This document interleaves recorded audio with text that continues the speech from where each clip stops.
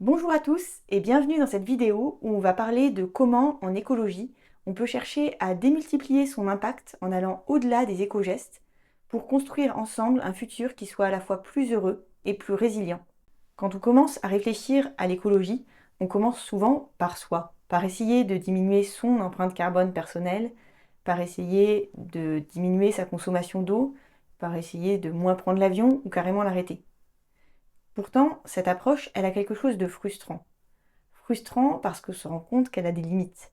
C'est vrai qu'en arrêtant de prendre l'avion, par exemple, on diminue la fréquentation des avions, on baisse un peu les revenus des entreprises qui les gèrent, mais on se rend compte aussi assez facilement que les entreprises font face à nos boycotts. Il faut aller plus loin, il faut que nous soyons plus nombreux, il faut que les gens n'aient pas peur de partager leurs valeurs écologiques.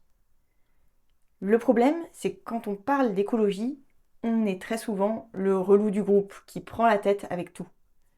Ça éloigne les gens de l'écologie alors que c'est pas du tout le but initial. Et s'il existait une autre manière de partager nos valeurs écologiques sans être relou ou sans se taire? Une approche d'écologie joyeuse et motivante où on construit ensemble un monde plus durable et plus juste. Les gens seront alors beaucoup plus heureux de nous entendre en parler sans jugement et ça les aidera à ouvrir les yeux sur d'autres façons de voir pour un monde beaucoup plus motivant, beaucoup plus juste et plus durable. Mais comment faire pour trouver le bon discours, pour transmettre ces valeurs et inciter un maximum de personnes à rejoindre le mouvement? C'est ce dont je veux vous parler dans cette vidéo qui explore 4 façons de mieux transmettre vos valeurs écologiques. La première façon, c'est de transmettre par les récits. Regardez ces 2 images. Laquelle vous donne le plus envie d'agir pour l'écologie? Pour la plupart des gens, ce sera cette image-ci, qui montre une belle récolte de fruits et de légumes. Parce que c'est prouvé, les gens ont beaucoup plus envie de voir et de regarder des récits positifs, des images positives, que de se confronter à des catastrophes. Face à des images trop négatives, on se ferme, on se protège et on ferme les yeux. C'est important bien sûr des fois de regarder en face les difficultés, mais on ne peut pas le faire tout le temps. Ça nous fait du mal. Et notre engagement écologique aussi, il faut qu'on le voit comme quelque chose de positif. Donc regardez ce qu'on veut construire, ce que ça nous apporte, plutôt que de focaliser sur la partie qu'on ne veut plus.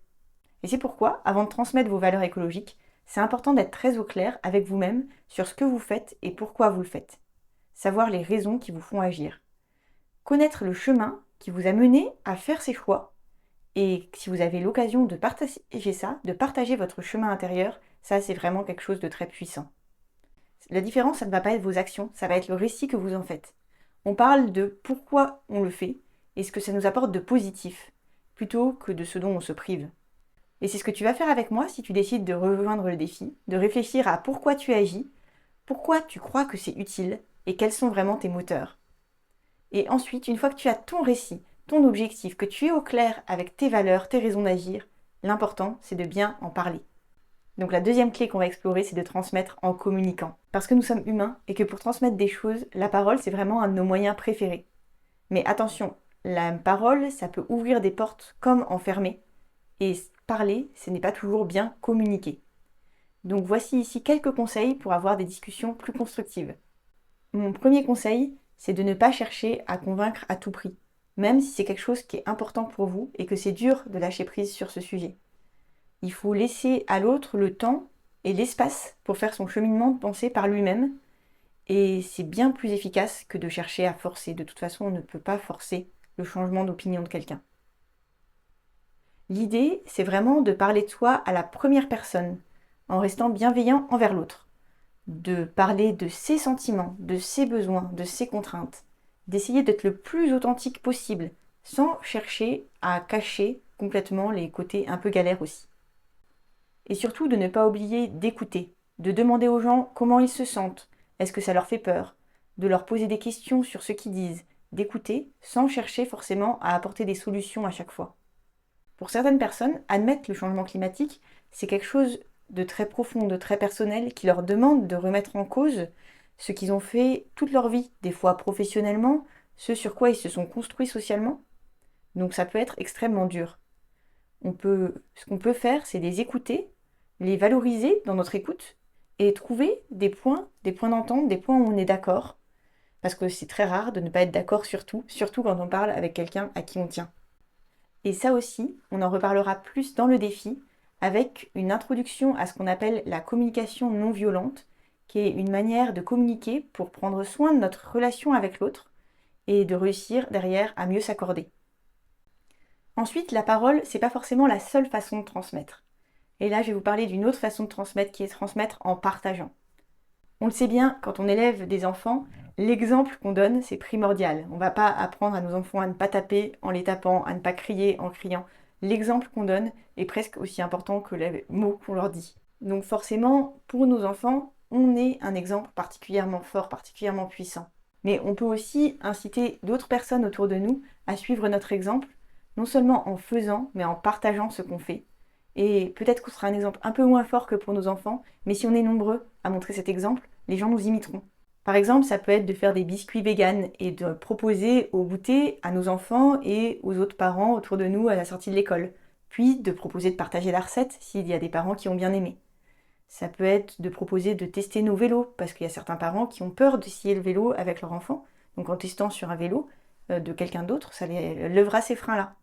Ça peut être de donner des semences ou de faire des cosmétiques ou des produits de beauté qu'on offre aux personnes. C'est se mettre au final dans un état d'esprit où on partage au maximum ce qu'on fait dès que l'occasion se présente. Et c'est aussi ce qu'on trouvera au cœur du défi, bâtir un futur qui nous correspond, c'est vraiment ce partage, cette notion de partager autour de toi à chaque occasion. Et une dernière façon de transmettre, ça va être de transmettre en bâtissant. Tu auras sans doute beaucoup plus de facilité à organiser une fête de la soupe, par exemple, qu'une fête de la nourriture végane, parce que ça concerne un public qui est beaucoup plus large. Pourtant, au niveau des contenus, tu peux y mettre pas mal d'animations qui sont similaires. Tu motiveras aussi beaucoup plus facilement tes voisins, par exemple, à rejoindre un groupe WhatsApp d'entraide et d'échange de matériel que si tu arrivais directement en leur parlant d'habitat partagé. Quand tu construis, selon tes valeurs, des événements qui sont inclusifs, mais qui ne sont pas forcément là uniquement pour convaincre les gens, ils vont y adhérer beaucoup plus facilement, venir à toi, et au final essayer les comportements que tu souhaites qu'ils aient, et avancer sur leur cheminement de transition écologique. En tout cas, ce cheminement pour mieux partager, déculper son impact, vraiment bâtir une société durable qui nous correspond, avec un état d'esprit joyeux et positif, c'est ça que j'ai cherché à transmettre dans le défi Bâtir un futur qui nous correspond. Personnellement, c'est un des défis que j'aime le plus, que je trouve le plus important. Il y a plein de choses concrètes bien sûr pour passer à l'action, parce que le but des défis, c'est pas d'être du contenu intéressant à lire sur internet, mais vraiment de te faire essayer des nouvelles choses. Et il y a plein de réflexions aussi sur comment construire une société durable, comment l'organiser, comment mieux communiquer et comment ne pas s'épuiser en chemin. Et comme passer à l'action en groupe c'est vraiment primordial, il y a une communauté où vous pouvez partager, poser vos questions et aller plus loin ensemble. Dans la communauté, je propose aussi tous les mois un atelier qui nous permet d'échanger en direct, de se remotiver, d'essayer de nouvelles pratiques et toujours de continuer à se booster pour plus d'écologie au quotidien. C'est aussi un contenu pensé pour les jeunes parents, avec des défis qui adressent les problématiques des jeunes parents et des contenus qui sont pensés pour les parents un peu surchargés. Et comme mes autres défis, ce défi est à prix libre. Pourquoi à prix libre ? Déjà parce que je tiens à ce que l'argent ne soit pas un frein, que toutes les personnes qui sont vraiment motivées puissent le rejoindre, et aussi parce qu'il faut que j'ai de l'argent si je veux pouvoir faire continuer à vivre ce projet Les Graines de Demain. Je vais passer du temps à répondre à vos questions, à animer les ateliers. Donc c'est aussi la rémunération pour que ce travail continue. Et c'est aussi parce que quand on paye pour quelque chose, on prend souvent un engagement envers soi-même pour le faire vraiment. Et moi, dans ma communauté, j'aimerais qu'il y ait surtout des gens qui soient motivés pour passer à l'action, qui ne sont pas là par hasard juste pour voir, mais des gens qui sont là pour agir.